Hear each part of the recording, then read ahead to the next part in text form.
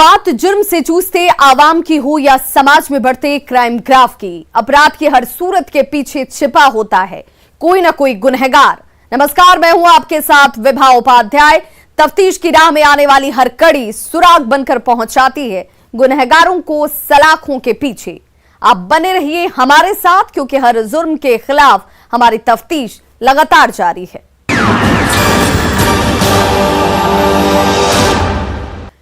तारीख थी 25 अप्रैल की। नोएडा के सेक्टर 39 में स्थित लॉस्ट लेमन बार में पार्टी चल रही थी और इसी बीच किसी बात को लेकर बार के स्टाफ से बिहार के छपरा के रहने वाले युवक ब्रजेश की तू मैं होने लगी। इतने में बाउंसर आ धमके और बेतहाशा पिटाई शुरू कर दी। ब्रजेश अधमरा हो गया। उसके आगे की कहानी इस रिपोर्ट में देखिए। नोएडा में बिहार के युवक का मर्डर, बाउंसरों ने पीट पीट कर ली जान। यूपी से बिहार तक मचा हड़कंप।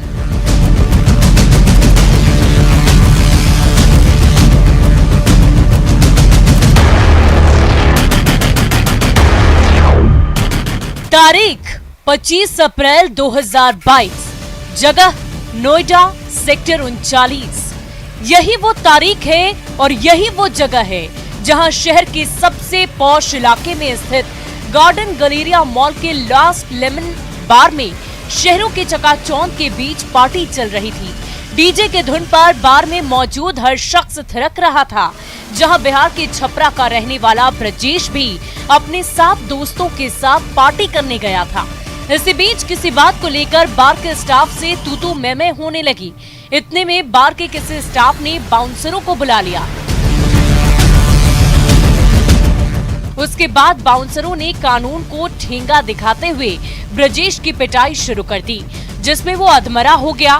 उसके बाद उसके दोस्तों ने आनन फानन में उसे अस्पताल पहुंचाया, जहां डॉक्टरों ने ब्रजेश का इलाज शुरू कर दिया। लेकिन कुछ ही देर बाद उसकी सांसें थम गई। उसके दोस्तों के पसीने छूटने लगे। किसी के पास कोई जवाब नहीं था, जबकि ब्रजेश की बीवी पूजा बार बार पूछ रही थी ब्रजेश को आखिर हुआ क्या है। उसके बाद किसी ने कुछ नहीं बताया। खबर मिलते ही पुलिस महकमे में खलबली मच गई। मौके पर पहुंची नोएडा सेक्टर 39 थाने की पुलिस ने लास्ट लेमन बार को सील कर दिया और सीसीटीवी फुटेज निकालकर मामले की तफ्तीश शुरू कर दी। शहरों के चकाचौंध के बीच ये कहानी नोएडा की है। जी हां, दिल्ली से सटे नोएडा की, जिसे उत्तर प्रदेश का सबसे उन्नत और हाईटेक जिला कहा जाता है। कल देर रात नोएडा के पॉस मॉल गार्डन गैलेरिया में एक बहुत बड़ी वारदात हुई। यहाँ का जो लॉस्ट एंड लेमन जो कैफ़े है, उसके अंदर गार्ड और जो गेस्ट आए थे उनके अंदर एक लड़ाई हुई, झगड़ा हुआ और झगड़े में एक जो लड़का है उसकी मृत्यु हो गई। तकरीबन 30 साल का लड़का है, ब्रजेश उसका नाम है, जो रहने वाला बिहार का है। इस समय हम लॉस्ट एंड लेमन कैफ़े के बाहर खड़े हुए हैं। यहाँ अभी फिलहाल इसको सील कर दिया गया है। इस खौफनाक वारदात के बाद पुलिस ने कार्रवाई करते हुए करीब 15 लोगों को हिरासत में ले लिया, जिससे पूछताछ लगातार जारी है। लेकिन सीसीटीवी फुटेज के मुताबिक 8 लोगों की संलिप्तता सामने आ रही है। फिलहाल पुलिस हर एंगल से मामले की तफ्तीश कर रही है और सच टटोल रही है।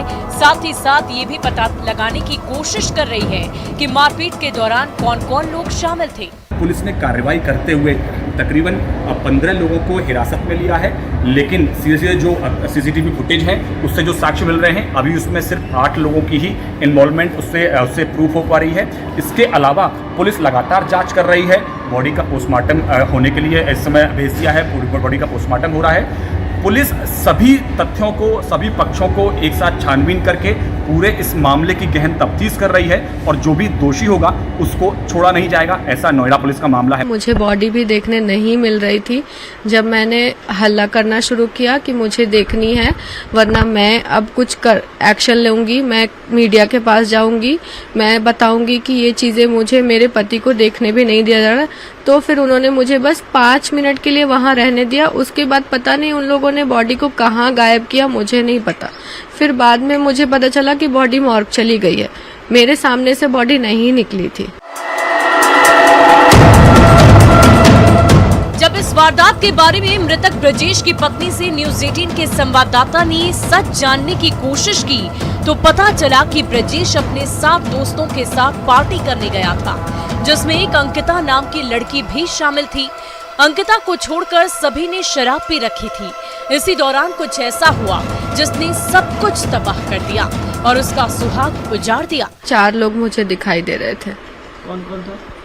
नाम से मैं नहीं जानती, एक सुमित भैया थे और एक कोई लड़की है। मुझे यही जानना है कि सिर्फ उन्हीं के साथ झड़प क्यों हुई, और सब लोग ये बोल रहे हैं कि सब मिलकर बहस कर रहे थे। उनको गुस्सा आता है, मुझे पता है, लेकिन फिर ये सब लोग कर क्या रहे थे जब ये झड़प हो रही थी?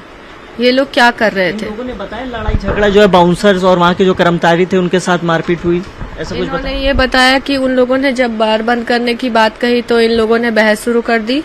फिर शायद कुछ तोड़फोड़ भी हुई है, बॉटल इन लोगों ने फोड़े थे। उसके बाद फिर शायद से बाउंसर्स बुलाए गए और ब्रिजेश को चोट लगी। इस घटना के बाद ब्रजेश की पत्नी पूजा बार बार सवाल कर रही है कि सिर्फ ब्रजेश के साथ ही मारपीट क्यों हुई, बाकी किसी को खरोच तक क्यों नहीं आई। बाउंसरों ने सिर्फ ब्रजेश को ही क्यों पीटा, जो कई सवाल खड़े कर रहा है। सवाल ये है कि पार्टी के दौरान झड़प सिर्फ ब्रजेश के साथ आखिर क्यों हुई? मौके पर मौजूद दोस्तों ने बीच बचाव क्यों नहीं किया? मारपीट के दौरान पुलिस को खबर क्यों नहीं दी? पार्टी के दौरान ऐसा क्या कुछ हुआ था कि मारपीट तक की नौबत आ गई? क्या पुलिस पार्टी में शामिल ब्रजेश के दोस्तों से पूछताछ करेगी?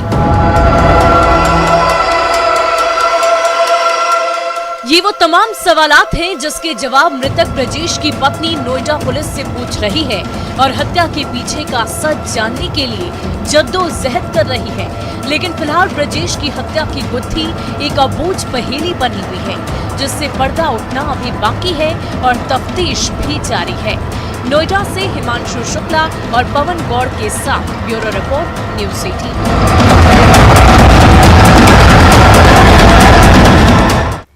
बीजेपी के पूर्व विधायक के चाचा और भतीजे का दिन दहाड़े मर्डर से सनसनी फैल गई और पुलिस की कार्यशैली पर सवाल उठने लगे। हैरानी की बात यह कि बदमाशों ने जहानाबाद में चाचा की होटल में घुसकर हत्या की तो मसौढ़ी में भतीजे को मौत के घाट उतारा गया, वो भी एक ही समय पर। देखिए double murder Jahanabad to Masaurhi का पूरा सच। बिहार में दिन दहाड़े डबल मर्डर से सनसनी। जहानाबाद में होटल संचालक की हत्या, मसौढ़ी में किराना दुकानदार का मर्डर।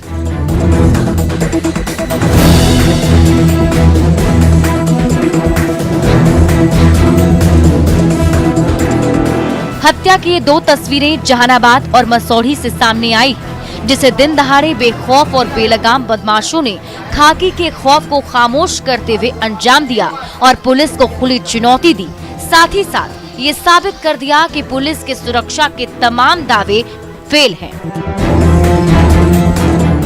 अपराधी जहां चाहेंगे जब चाहेंगे वहां आम से लेकर खास तक को मौत के घाट उतार सकते हैं, जिसकी तस्दीक ये दोनों तस्वीरें कर रही हैं। सीसीटीवी कैमरे में कैद ये बेखौफ बदमाश कर रहे हैं। ये दोनों तस्वीरें हम आपको इसलिए दिखा रहे हैं क्योंकि दोनों मर्डर के तार एक दूसरे से जुड़े हुए हैं। वो कैसे आपको बताएंगे, उससे पहले आप ये जान लीजिए कि जहानाबाद में बेखौफ बदमाशों ने अहले सुबह कैसे कोहराम मचाया, जिले के एसपी और डीएम को कैसे चुनौती दी है। उन लोग 5 मिनट में आ गया। आया तो सबसे पहले गाड़ी यहाँ पे रहते हैं, उसको निकाल दिया। वो लेके आया कि शादी के कार्ड देना है, चाचा कहाँ है? रूम में लेके चला गया वो। रूम में लेके गया तो उसको गोली सटा के उसको नीचे भगा दिया। जब तक वो गया गली में हल्ला करने, जब तक वो यहाँ इनको मार के चला गया। मेरा बच्चा वहीं पे सोया हुआ था पूरा। कितने लोग का मारना? 2 लोग था। तो क्या करके घुसा था? शादी के कार्ड देने। जहानाबाद में जिस शख्स की हत्या हुई उसका नाम अभिराम शर्मा है, जो जिले के चर्चित होटल के संचालक थे, जो पटना जिले के नीमा गांव के मूल निवासी थे। सुबह के करीब 7 बज रहे थे। शहर अभी नींद से उठा ही था। इतने में बाइक सवार 2 बदमाशों ने अभिराम शर्मा के होटल पर दस्तक दी। नीचे मौजूद लोगों से पूछा, अभिराम चाचा घर पर हैं, उन्हें शादी का कार्ड देना है। उसके बाद दोनों बदमाश सीढ़ी चढ़ते हुए उस कमरे तक पहुंच गए जिसमें अभिराम शर्मा मौजूद थे, जिसकी तस्वीरें सीसीटीवी कैमरे में कैद हो गयी।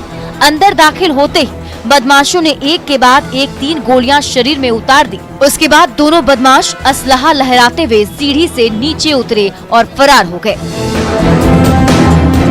उसके बाद क्या, परिवार में चीख पुकार और चित्कार की आवाजें गूंजने लगी। घर वालों ने पुलिस को खबर की। जब तक पुलिस मौके पर पहुंची तब तक बदमाश जिले की सीमा को लांघ चुके थे। हैरानी की बात तो ये है कि जिस जगह पर अभिराम शर्मा की हत्या हुई वहां से चंद कदमों की दूरी पर जिले के एसपी का आवास है, तो कुछ दूरी पर जिले के डीएम का आवास है। लेकिन पुलिस काफी देर बाद मौके पर पहुंची, जिसके बाद आक्रोशित लोगों का गुस्सा फूट पड़ा और भीड़ ने सड़क जाम कर पुलिस के खिलाफ नारेबाजी शुरू कर दी, जिसे शांत कराने में पुलिस वालों के पसीने छूट गए। जहाँ तक इस घटनाक्रम में शामिल अभियुक्तों का सवाल है, तो ये सेम ही घटनाक्रम इसके आसपास नीमा जो गांव है मसौड़ी थाने में पड़ता, वहाँ भी किया गया है। पुरानी दुश्मनी की इसमें बात सामने आ रही है और जो अभियुक्त हैं उनका भी आपराधिक इतिहास है। उनके जो भी इसमें साथी शामिल हैं उनको आइडेंटिफाई कर लिया गया है। यहाँ पे जो शामिल है वो भी और वहाँ पे जो शामिल हैं वो भी सीएनएसपी पटना से हम लोग समन्वय में हैं और हम दोनों की जो ज्वाइंट टीम है उसको एक ज्वाइंट टीम हम लोग बनाएंगे समन्वय के साथ। और ये ज्वाइंट टीम इसमें शामिल मुख्य अभियुक्त जो इसके साजिश करता है और उनके साथ के जो साथी हैं उन सभी की गिरफ्तारी सुनिश्चित करेंगे। अब पुलिस सीसीटीवी में कैद तस्वीरों को खंगाल रही है और पहचान कर कार्रवाई का भरोसा दिला रही है। देखिए, यही वो दोनों बेखौफ बदमाश हैं।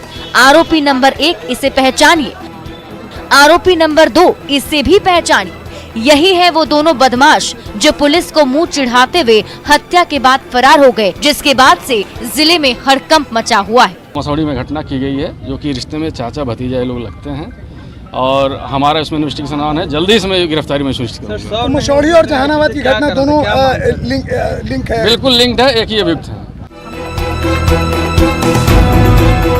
क्योंकि मसौड़ी में अपराधियों ने जिस दिनेश शर्मा नाम के शख्स की हत्या की है वो रिश्ते में अभिराम शर्मा के भतीजा लगते थे। जिस समय जहानाबाद में अभिराम शर्मा की गोली मारकर हत्या की गई, ठीक उसी समय मसौड़ी में भी दिनेश शर्मा को बदमाशों ने गोली मारकर मौत के घाट उतारा है। खास बात यह है कि अपराधियों ने दिनेश शर्मा को भी 3 ही गोली मारी है। इस तरह एक ही परिवार के 2 सदस्यों की हत्या से परिवार में हाहाकार मचा हुआ है। एक और खास बात यह है कि दोनों अरवल के बीजेपी के पूर्व विधायक चितरंजन कुमार के रिश्तेदार हैं। ऐसे में आशंका ये भी जताई जा रही है कि पुरानी रंजिश में पूरी प्लानिंग के साथ दोनों की हत्या हुई है, जिसके बाद परिजनों ने नामजद प्राथमिकी दर्ज कराई है, जिसमें संजय कुमार, नीमा के रहने वाले छोटू कुमार और धनंजय शर्मा का नाम शामिल है। पुरानी जो है दुश्मनी चल रही है, साथ में धनरुआ में जो मकान है उस मकान को भी गिराने की बात आ रही है अभियुक्तों के द्वारा। और इससे पहले भी 2-4 घटनाएं दोनों के बीच में हुआ है। उसी के रिटेलिएशन में जो बात आ रही है कि यहाँ पे ये घटना और मसौड़ी में घटना की गई है। अब सवाल ये है कि क्या सच में दोनों की हत्या पुरानी रंजिश में हुई है? डबल मर्डर के पीछे किसका हाथ है? वो कौन है जिसने डबल मर्डर की साजिश रची है? क्या पुलिस साजिशकर्ता तक पहुंच पाएगी? न्यूज़ 18 के लिए मसौड़ी से अमरजीत शर्मा के साथ जहानाबाद से राजीव रंजन विमल की रिपोर्ट।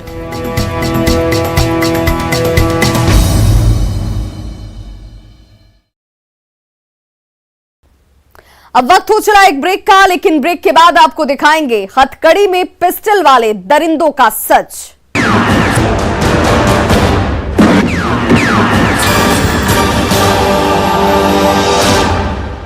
ब्रेक के बाद एक बार फिर से आपका स्वागत है। दोनों सगी बहनें घर से रात में शौच के लिए बाहर निकली थी। इसी बीच रास्ते में 2 बदमाशों ने दोनों को घेर लिया और कनपट्टी पर पिस्टल तान दी। पिस्टल देखते ही दोनों खामोश हो गईं। वहां से अपराधी दोनों को सुनसान जगह पर ले गए। उसके बाद जो हुआ वो बेहद खौफनाक था। जानने के लिए देखिए हमारी ये रिपोर्ट।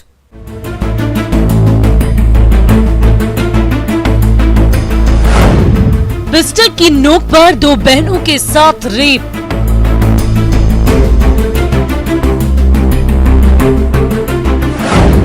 रात भर बदमाशों ने लूटी इज्जत, दोनों के साथ किया दुष्कर्म।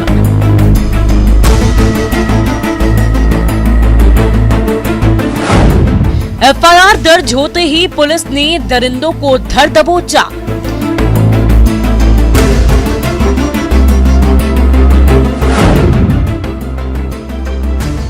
हाथों में हथकड़ी और गमछे में चेहरे को छुपाए पुलिस कस्टडी में खड़े यही वो दो हैवान हैं जिसने 25 अप्रैल की रात फुलवारी शरीफ इलाके की रहने वाली दो सगी बहनों को बंदूक की नोक पर अगवा करके रेप की वारदात को अंजाम दिया था। साथ ही साथ दोनों ने फिल्मी अंदाज में अपना नाम विकास कुमार और समीर कुमार बताते हुए ये धमकी दी थी कि पुलिस भी उसका कुछ बिगाड़ नहीं सकती है।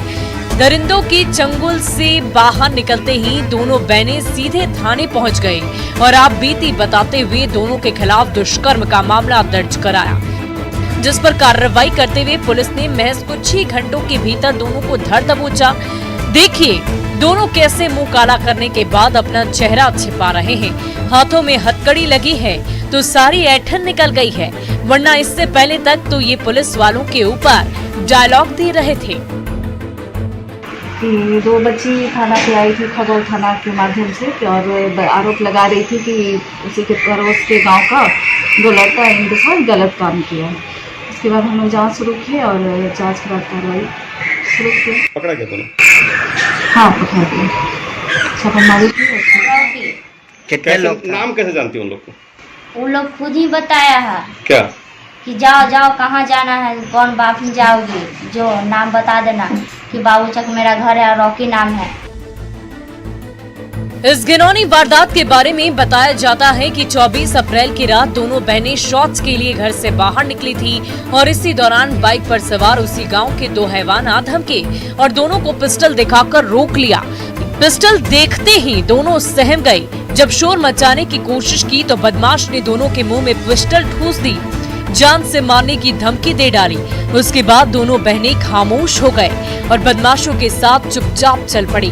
वहां दोनों को सुनसान जगह पर ले जाया गया, जहां रात भर अपने साथ रखा और बारी बारी से दोनों ने दोनों बहनों के साथ रात भर रेप किया और सुबह होते ही दोनों को मुंह नहीं खोलने की धमकी देकर छोड़ दिया। वहां से निकलते ही दोनों अपने घर पहुंची, परिजनों को पूरी आपबीती बताई और खगौल थाने पहुंच गए। क्या हुआ उन सब दिया था खेत बाड़ी में, सब वह सब अपना घर पकड़ के ले गया है पिस्तौल के साथ है।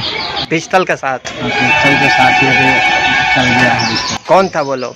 वो लोग हुए के बाबूचक के सब लड़कन, हम तो खुद नामों नहीं जानते हैं। बाकी मैंने आपकी बच्ची है? बच्ची है। बच्ची के साथ बदमाशी किया है लड़का? बहुत बदमाशी किया है। इस तरह पुलिस ने दो सगी नाबालिग बहनों के साथ हुए रेप की गुत्थी को सुलझाते हुए दोनों आरोपियों को जेल की सलाखों के पीछे पहुंचा दिया। अब जरूरत है दोनों के खिलाफ सख्त से सख्त कार्रवाई करने की, उन्हें सख्त से सख्त सजा दिलवाने की, ताकि फिर कभी दोनों किसी की बेटी पर आंख उठाकर ना देखे, क्योंकि गिरफ्तारी के बाद भी पीड़ित परिवार अब तक खौफ में है। न्यूज़ 18 के लिए दानापुर से अमरजीत शर्मा की रिपोर्ट। तो अपराधी चाहे लाख शातिर हो, तफ्तीश की दिशा अगर सही है तो बच नहीं सकता कोई गुनहगार सलाखों के पीछे जाने से। तो पुलिस चाहे सोई हो, मुजरिम चाहे कोई हो, आप बने रहिए हमारे साथ, क्योंकि हर जुर्म के खिलाफ हमारी तफ्तीश लगातार जारी है।